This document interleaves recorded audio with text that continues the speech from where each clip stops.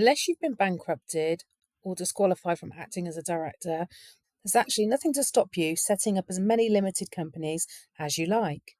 That is, unless our friends at HMRC have anything to say about it. Back in 2020, legislation was put in place giving HMRC the power to issue joint and several liability notices against individuals. The notice could be given in relation to tax avoidance and tax evasion, where a penalty is charged for facilitating avoidance or evasion, or for repeated insolvency and non-payment.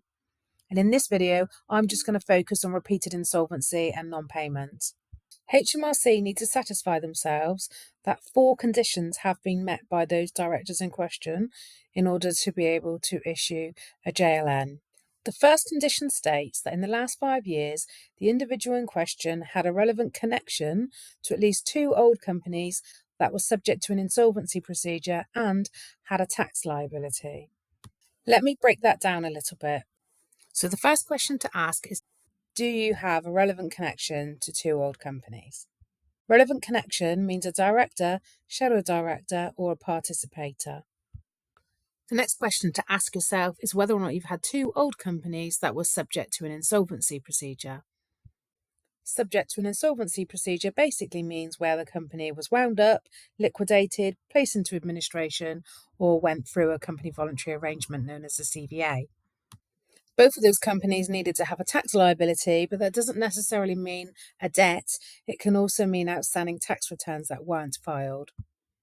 So if within the last 5 years you've had 2 companies that have gone through an insolvency procedure, had outstanding taxes and tax returns, then you fit criteria number 1. Let's see whether or not you fit criteria 2.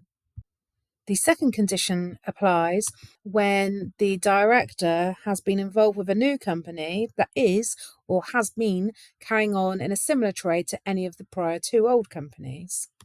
This is known as a phoenix. If you want more information on a phoenix liquidation, see my separate video. Moving on to the third condition, which states where the individual has a relevant connection to the new company. And I've already explained relevant connection earlier, which is director, shadow director, or participator. And finally, we come to the fourth condition. The fourth condition states that the relevant old companies had a tax liability of more than £10,000 that was more than 50% of the total amount of those companies' liabilities to their unsecured creditors. I wonder if they'll change that now, actually, because HMRC now have preferential status. So I suspect they'll probably change the wording of that at some point in due course. But effectively, most of the companies that I deal with that are ending up going into some form of insolvency do have a debt larger than £10,000 owed to HMRC. So if HMRC is the majority creditor, then this condition is also going to be fulfilled.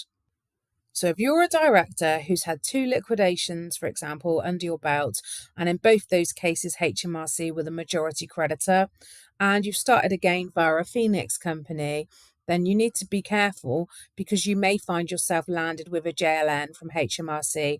You could find yourself or the new company being held personally liable for those 2 previous companies' tax liabilities, which I could imagine may actually amount to some eye-watering sums.